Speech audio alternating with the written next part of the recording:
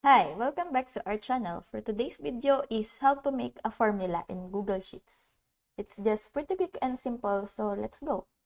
So first thing you're gonna do is start the Google Sheet app on your Android. Then just open a new sheet. Now this is the blank sheet. So on Android phone, tap the FX symbol below the sheet.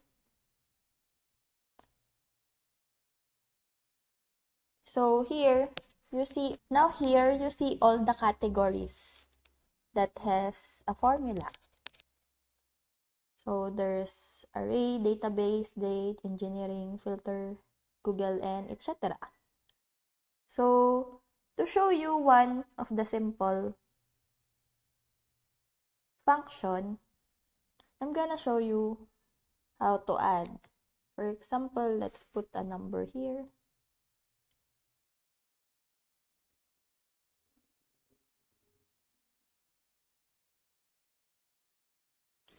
And if you want to add that to number, just press the FX. And if you know the symbol for sum,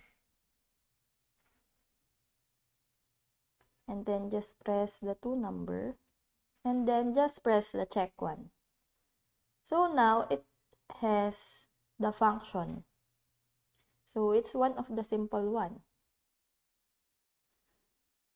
You can just explore on how you use the formula here in Google Sheets.